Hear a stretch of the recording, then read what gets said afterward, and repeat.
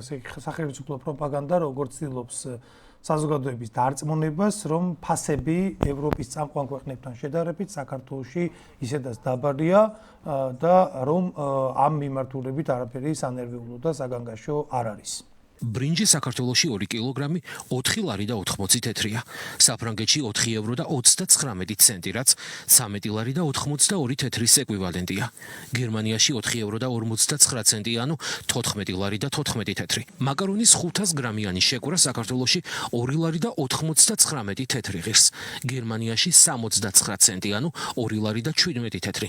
ხოლო საფრანგეთში 1 ევრო და 40 ცენტი, რაც 4 ლარსა და 51 თეთრს უდრის. 1 კილო ვაშლის შეძენისა საფრანგეთში 3 ევროსა და 75 ცენტს, ანუ 11 ლარსა და 81 თეთრს გადაიხდით. ამ ფასაც საქართველოში 4 კილოგრამ ვაშლს იყიდით. გერმანიაში 1 კილოგრამი ვაშლის ფასი 10%-იანი ფასდაკლებით 2 ევრო და 51 ცენტია, რაც 7 ლარი და 91 თეთრია. ფასების მიხედვით, როგორც მაღაზიაში, ისე გზაზე, საქართველოში იგივე ბიუჯეტი უფრო მეტს გვაძლევს ვიდრე ევროპაში. სახელმწიფო არხის, ანუ ამით პრაქტიკულად თავრობა გველაპარაკება, ხელისუფლება გველაპარაკება და გვეუბნება, რომ ესე იგი 3 თვის წინ პრემიერი გვეუბნებოდა, რომ საქართველოში ყველაფერი უფრო ძვირია ვიდრე მაგალითად გერმანიაში. არაფერი არ გაიაფებულა და თვითონაც თქვეს, რომ ჯადოსნური ჯოხი არ აქვს, თუმცა ახლა გვეუბნებიან, რომ იგივე ბიუჯეტით საქართველოში მეტი პროდუქტის ან იგივე საწვავის შეძენა არის შესაძლებელი ვიდრე გერმანიაში, საფრანგეთში და რა ვიცი კიდე ევროპის სხვა ქვეყნებში. ეს არის სახელმწიფო პროპაგანდა. ჩვენ ამაზე საუბრით დავიწყებთ, რაასთან გვაქვს რეალურად საქმე, თუმცა ცხადია სხვა თემებსაც შევეხებით, შიდა თემებს და ქვეყნის ფარგლებს გარეთ განვითარებულ მოვლენებსაც. გამარჯობა გიორგი. გაგიმარჯოს. მოგრებ თავი შეკითხვა, რაც მე მიჩნდება და ცხადია ამ შეკითხვის ადრესატი არის ხელისუფლება, მაგრამ ხელისუფლების წარმომადგენლები სხვადასხვა ჩვენ აქ დისკუსიის ფორმატში ცხადთავით ვერ მოვიყვანით. არა მარტო ხელისუფლება, არამედ ხელისუფლებასთან აფილირებული პოლიტიკური სუბიექტებიც. თუმცა ესე კი ამბობენ, რომ ჯანსაღი დისკუსია საჭიროა, მაგრამ ჩვენთან არ მოდიან და კი ბატონო, ამიტომ ჩვენ აქედან უნდა დავსვათ შეკითხვები და შევეცადოთ, რომ გავცეთ პასუხები. მაყურებელს შევახსენებ, რომ მეგობრებო, შეგიძლიათ გამოგზავნოთ შეკითხვები, დონაციები, გაჟღერდება პირდაპირ ეთერში და შეძრების დაგვარად ჩვენ ასევე შევეცდებით, რომ გაგცეთ პასუხი კომპეტენციის ფარგლებში. რაც შეეხება შეკითხვას, მე მაგალითად ეს შეკითხვა მიჩნდება. 3 თვის წინ გითხრეს, რომ პრემიერმა თქვა, რომ საქართველოში საკვებ პროდუქტებზე ფასები მაღალია და ზუსტად გერმანია ახსენა, თუ არ მეშლება, რომ გერმანიაში უფრო იაფია ვიდრე საქართველოში. იგივე საფრანგეთში ერთ სულ მოსახლეზე ნაკლები ასე სუპერმარკეტი მოდის ვიდრე საქართველოში. სწორია, მაგრამ 3 თვის თავზე 1 აპრილიდან უნდა გვეგრძნოთ ჩვენ სხვათა შორის შედეგი. ხალხი კი ხუმრობდა, მე საპირველ აპრილს ხუმრობა გამოდგაო, დამართა ეგრეა, უბრალოდ არ გვეცინება ამაზე, მაგრამ გითხრეს, რომ სადოსნური ჯოხი არ გვაქვს, რაც იმას ნიშნავს, რომ თავზე მოძალ არ ვერ ვაიაფებთ, მაგრამ კითხვა არის შემდეგი. ეხა ეს იმედის სიუჟეტიც რატომ მოვიყვანე? ჩემთვის ეს არის ხელისუფლების პოზიცია. ანუ ქართული ოცნება გვეუბნება იმედის პირით, ხო? თუ ვერ გააიაფეს, მაგრამ თავიდან გერმანიაში უფრო იაფი იყო ვიდრე საქართველოში, ახლა რანაირად გამოდის გერმანიაში უფრო ძვირი ვიდრე საქართველოში. გეთანხმები, ანუ რომ შევადაროთ ახლა ამჟამინდელი მესიჯი და 3 თვის წინანდელი პოზიცია ხელისუფლების არის ურთიერთაცდენა. ანუ 3 თვის წინ ხელისუფლება ერთს ამტკიცებდა, რომ ევროპის მთელ რიგ ქვეყნებში საკვებ პროდუქტზე ფასები არის ან იგივე, რაც საქართველოში, ან ბევრად იაფი და ნაკლები და ვეთანხმები მაშინ ეგ სწორი მესიჯი იყო, გავიდა დრო, გამოდგა ხანი და სხვა რაღაცა გვესმის. როდის იტყუებოდა, ან როდის ამბობდა სიმართლეს ხელისუფლება? ეხლა იტყუება, თუ მაშინ იტყუებოდა, იმიტომ რომ ურთიერთსაწინააღმდეგო პოზიცია. ეგ ერთი. ეს უბრალოდ ლოგიკაა, ხა ეს არ არის შეფასების საგანი, ხო? ეს ლოგიკური ფაქტია. რაც შეეხება ეხლა უშუალოდ ამ კონკრეტულ პროპაგანდისტულ სიგნალს, იმიტომ რომ იმედი არ არის რიგითი არხი, ხო? იმედი არის მთავარი პროსახელისუფლებო რუპორი. ანუ ხელისუფლების პირია, მოდი. ხელისუფლება გველაპარაკება იმედით. შესაბამისად ეს მესიჯი რას ნიშნავს? ნიშნავს იმას, რომ ყველაფერი რიგზეა, ყველაფერი კარგად არის, თურმე საქართველოში უფრო კარგად ყოფილა ცხოვრება ვიდრე საფრანგეთში და რას გარბის მაშინ ეს ხალხი? საფრანგეთში რატო გარბის? იქიდან რატო არ გამორბიან საფრანგეთიდან? აი საფრანგეთში რატო ყავს ამხელა ემიგრაცია? გერმანიაში რატო ყავს თუ აქ უფრო ვერ გავიგე, ანუ სულ რო ყველაფერი, აი სულ რო არ ერკვეოდე პოლიტიკაში, არ იცოდე ეკონომიკა როგორ არის მოწყობილი, ამ ფასებს არ აკვირდებოდა, უბრალოდ ძალიან ლოგიკური კითხვა ჩდება. თუ საქართველოში ვითარება უფრო კარგადაა ვიდრე თუნდაც საფრანგეთში, მიგრაციის უარყოფითი მაჩვენებელი რატო გვაქვს საფრანგეთის სასარგებლოდ? აქედან რატო გარბის? საფრანგეთის მოქალაქეები აქეთ ესეთ ფრანგები აქ უნდა მოდიოდნენ, კაცო, თუ ასე კარგად გვაქვს სიტუაცია, მაგრამ გასაგებია. თავიდანვე ჩვენ ამას ვამბობდით, მათ შორის. კი, სხვა შორის ეგ აი ჩვენ ცოტა ამ ტექნიკური ჯგუფის დეფიციტს რო არ განვიცდიდეთ, მე მაგალითად გამიჩნდა სურვილი რომ ამოგვეღო ეს სამი თვის წინ ჩვენ როცა ითქვა სამწუხაროდ აი ჩვენი საზოგადოების რაღაც ნაწილი და იგივე ტყუილებით ხშირად ტყუილდება და მაშინ მე მახსოვს სოციალურ ქსელებში ზოგიერთი ადამიანი წერდა რომ აი ხა ჩვენ რომ ვამბობთ რომ არაფერს არ გააიაფებენ ტყუილია თავიდან ბოლომდე არის ბლეფი სრული ვიღაცები წერდნენ კაი ნუ ეხა რაღაცას ცოტათი გააიაფებენ პიარისთვის თუნდაც 1-2 თვე მაინც რაღაცის ფასები შემცირდება ჩვენ ამბობთ რომ არაფრის არ შემცირდება საერთოდ მოიმატებს კაცო ის კი არა მოიმატებს და რაღაცებზე ფასება მოიმატა უყურე რაშია საქმე მე საერთოდ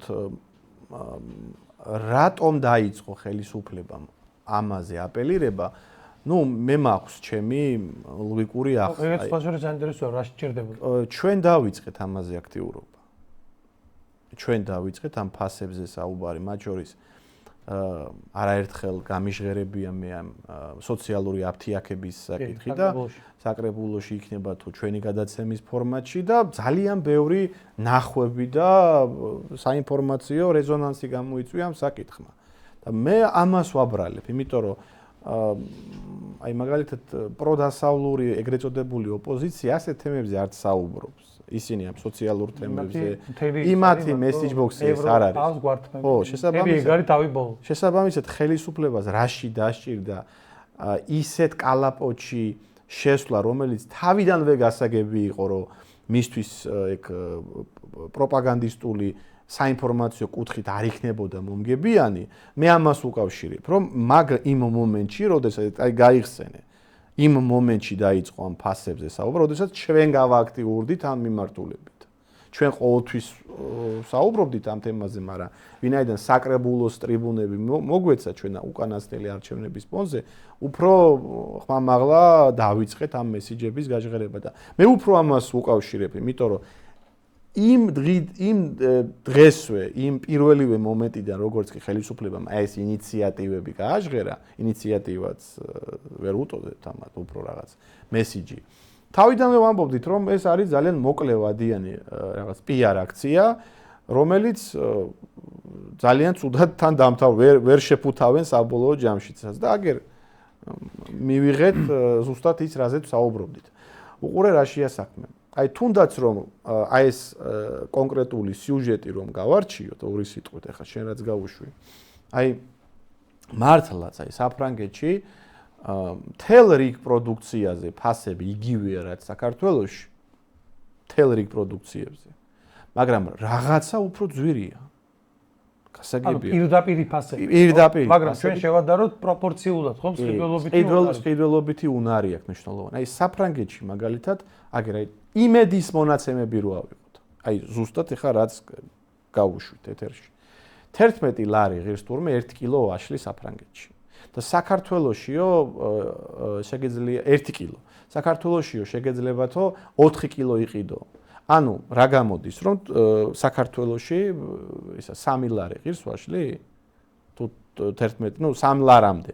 ჯერთი ტყუილი არ ღირს 1 კილო ვაშლის 3 ლარამდე. ჩვენ ემიგრანტები გვიყურებთ და დააწერეთ მეგობრებო, ძალიან მნიშვნელოვანია კონკრეტულად ვინ სად იმყოფებით, სად რა ფასები. ისე ძალიან საინტერესოა. ადამიანები ყოველდღე ყიდულობენ და ამაგაზე კარგი მარკერი არის. აი კილოგრამი ვაშლი რა ღირს საფრანგეთში? ქვენს ქალაქში. არა მარტო საფრანგეთში, აი ვინც სხვა ქვეყნები. მე ბატონო ევროპის ნებისმიერ ქვეყანაში რა ღირს 1 კილო ვაშლი. ტყუილია საქართველოში 3 ლარამდე ვაშლი არ ღირს.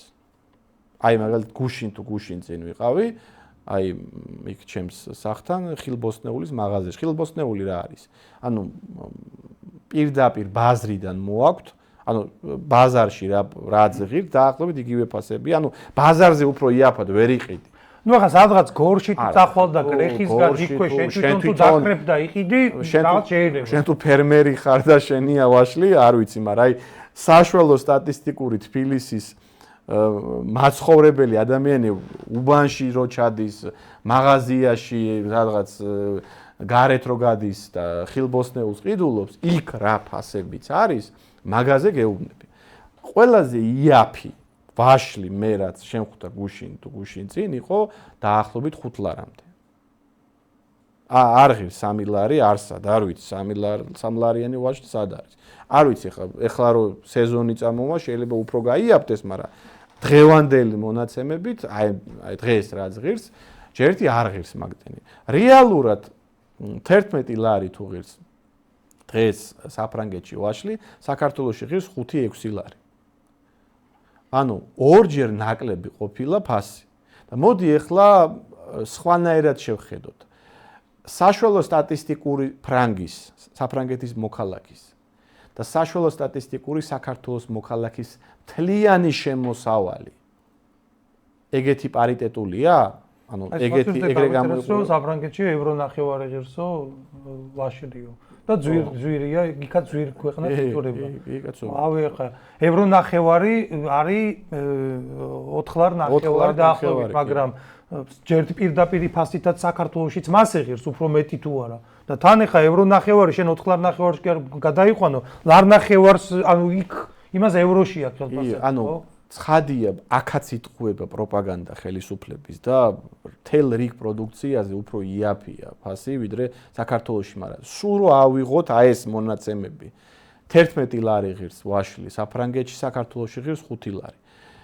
მსყიდველ უნარიანობა ქართველის და ფრანგის ორჯერ არის სხვაობა?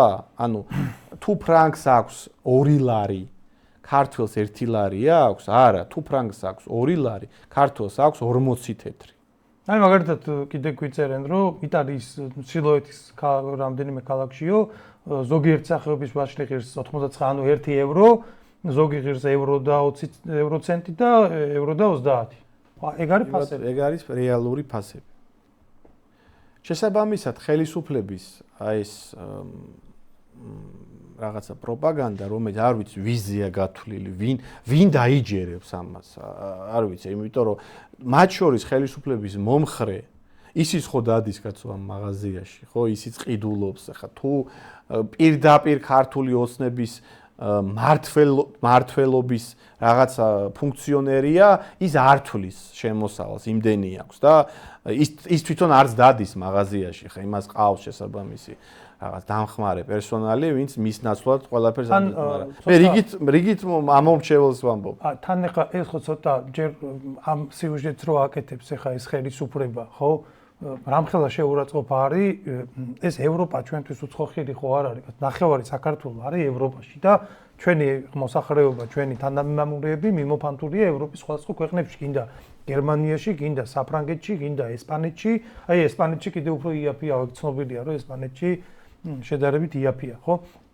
და ამ დროს ეუბნები ადამიანს შავზე თეთრია, იქ მცხოვრებს ეუბნები, რომ აი ესეთი ფასები აქედან რაღაც ტყუილს ეუბნები და ეს სხვა შორის გუშინ მე რომ მოვისმინე ამ სიუჟეტებს პერიოდულად რომ ვისმენ ამას, რა თქმა უნდა, აქ ცინიკური ელფერი, მაგრამ აი გუშინ რომ მოვისმინე მაგალითად კობახიძე რასაც ამბობდა, მან დავრწმუნდი, რომ მართლა ცინიზმია, იმიტომ რომ თვითონ როგორც ამბობდა, როგორი გამომეტყველებითაც ამბობდა, თავიდან ბოლომდე ცინიზმია. ჯერ 9 კილო ხორცი 10 ლარი, ანუ კილო გამოდის 20 ტყუილია, სოფელშიც კი არ ღირს, ტყუილია, მე რაიონიდან ვარ და ვიცი, ანუ აი პირველი იმიდან რო ყიდულობ, რეხისგან რო ყიდულობ, იქ არ ღირს საკუთარ ხორცი 20 ლარიდან მტკნარი, ყველაზე იაფი სადაც ღირს. ყველი რამდენი 10 ლარი ღირს კილო?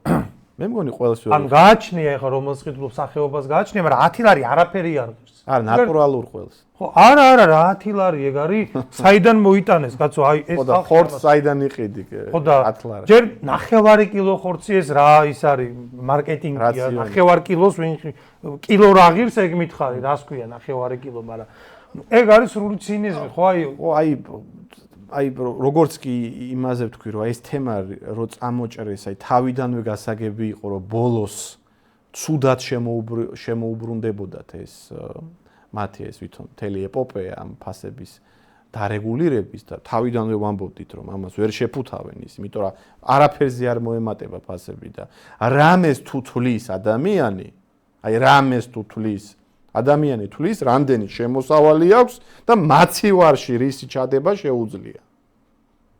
აი ეს მოგწონს შენ პოლიტიკა, არ მოგწონს, ერკვევი, არ ერკვევი, იმიტომ რომ ეს არის ელემენტარული საბაზისო საკითხები და ამაში შენ ადამიანებს ვერ მოატყუებ. შენ შეიძლება მოატყუო ხალხი, რომ აი რაღაცა 2020 წელს აფხაზეთთან და სამაჩაბლოსთან ერთად შევალ ღირსეულად ევროკავშირში.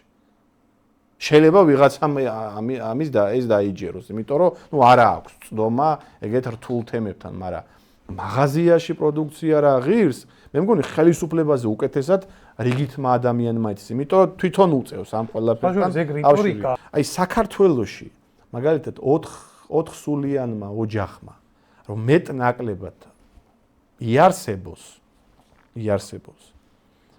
აი რა ვიცი საკვები არ აყლდეს, რავი ბავშვს ტანსაცმელი ქონდეს. რაც აუცილებელი. აი მინიმალ არის რომ იარსებოს. ადამიანურად იცხოვროს. ადამიანურთან მიახლოებულად იცხოვროს. აი რაღაცა ისიც თუ თავისი საცხოვრებელი ფართი აქვს.